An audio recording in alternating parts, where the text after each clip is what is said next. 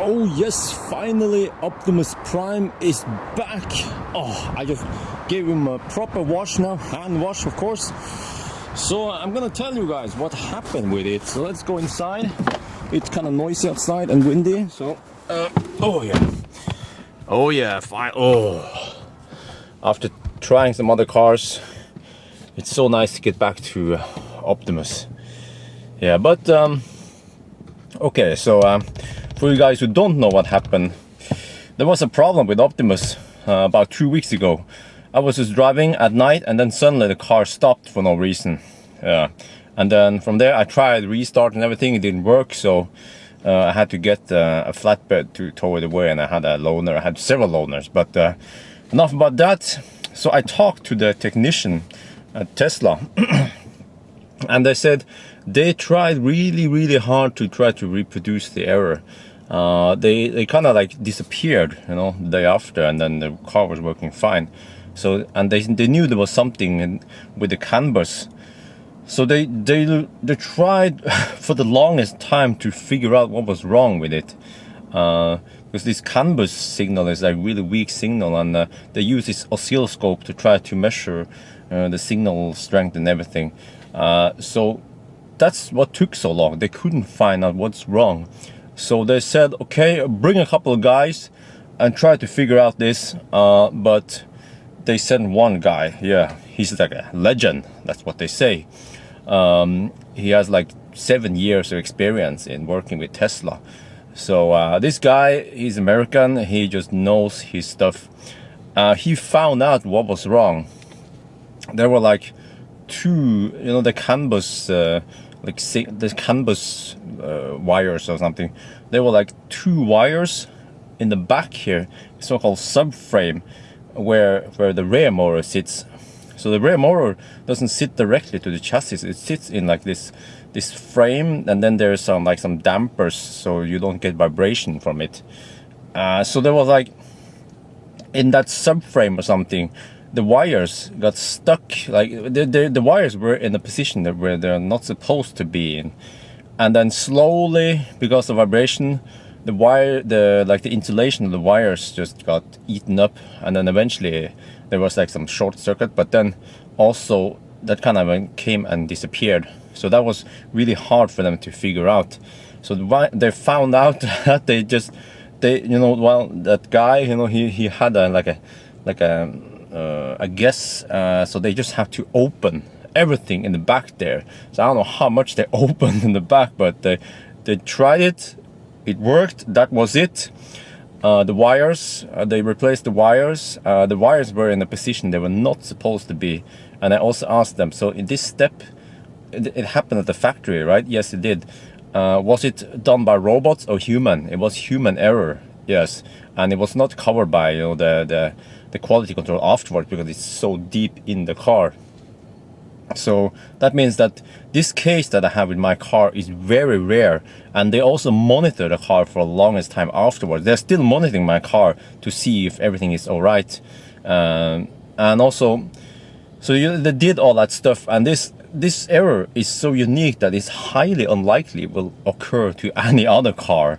Yeah, it was just, I don't know what happened. We don't know. I mean, you can always blame humans for it, you know, but it happened, and they have never heard about this before, because they searched in the knowledge database and they couldn't find any occurrence of this or anything similar.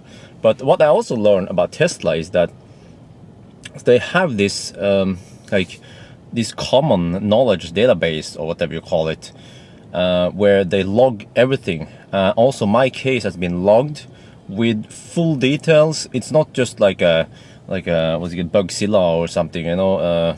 Yeah, what was the other thing called? I don't remember. But anyway, so they have pictures, lots of pictures. They have oscilloscope measurements. They have lots of details about this case.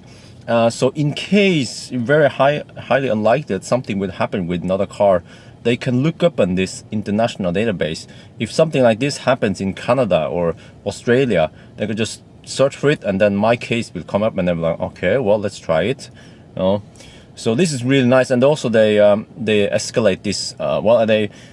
at least, you know, it depends if the factory wants to do anything about it or not. But my guess is that this is so rare, and it's caused by human error. It's not like something wrong with the production line, so they're probably not gonna bother. It's just like a one case scenario here. Yeah. So that's pretty cool. And meanwhile, I also had. Oh, hang on. Let me this phone here. Okay, that was a secret phone call. I have another project going on, so we'll come back to that later. Yes, secret project. But anyway, so they did a service on my car also. The first service after, what was it, almost 114,000 kilometers. I mean, how many miles is that? I mean, I have to switch here. I had to do the okay. That's almost 71,000 miles. First service. They replaced the wipers, and then they kicked the tires. I don't know, like, what do we do now? Well, okay, and then they replaced the transmission oil. You know, in the drive unit, there's a transmission oil. So they replaced that, and I asked them, okay, so how black was the oil? You know, and he was like, it wasn't black, it was like reddish. So what after 113,000 kilometers? He's like, yeah, because, you know, unlike a regular transmission, there's not much movement here. There's just this fixed gear, that's it. Where regular transmission, you have, I don't know what the heck you have in those fossil gearbox thingies. And yeah, so the oil was really like, well, not black at all. And also they have this magnet where they try to find traces of metal, but there were no traces of metal, so, you know, everything works fine. So yes, my rear drive unit has done 113 or 114,000 kilometers. Lots of hammering, yeah, on the mountains of Norway when no one can hear you scream. No, but so yes, that's pretty impressive. Yeah, I mean, of course you can say that, you know, Tesla, they break down all the time. Yes, they break down all the time, but I overall I think they handle this quite well. And this is like from a trying to be like neutral here, not trying to be Tesla Björn, trying to be Ionic Björn here, or Leaf Björn here. So, but you guys can, you know, judge that by yourself. You know the story. So it's okay. Yeah, and of course I didn't have to pay anything because this was, I mean, the warranty ran out on the car. But in Norway we have this thing called reclamation, which is basically the same as warranty, and that one is not based on mileage odometer, it's based on time. So my car still has, you know, 2 years, well, I mean, about 1 year left of that's warranty that is enforced by law in Norway. So yeah, that's pretty good.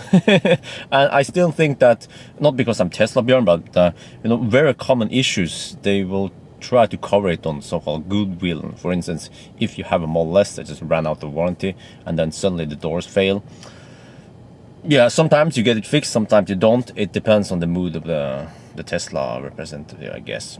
Yeah. But anyway, oh yes, by the way, this weekend I'm gonna go on a regular road trip again. Oslo, Bergen, Stavanger, back to Oslo. I tried the reverse route now because I'm trying to grab some too good to go deals. But yeah, so I'm gonna live stream tomorrow. I have some events going on with Nimber tomorrow, so I'm gonna be busy a little bit early in the day.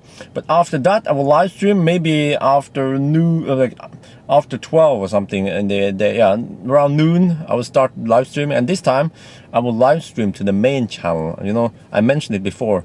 From time to time I will live stream to the main channel to try to promote the live stream channel. I have a dedicated live stream channel. So on Friday it will be live streaming on main channel for the whole day, well, like 12 hours of live stream or something. And then on Saturday I start a new stream, but then it will be on the live stream channel, yeah, like I usually do it. So, oh, awesome. Yeah, I'm looking forward to taking a road trip with Optimus Prime again. Oh, it's been such a long time with the other cars. I tried the e-Golf, I tried the Kia Rio, I tried some Model S, whatever. Oh yeah, but it's gonna be so nice. You know, the best car is my own car. Yeah, as always. So thank you guys for watching, and talk to you guys later.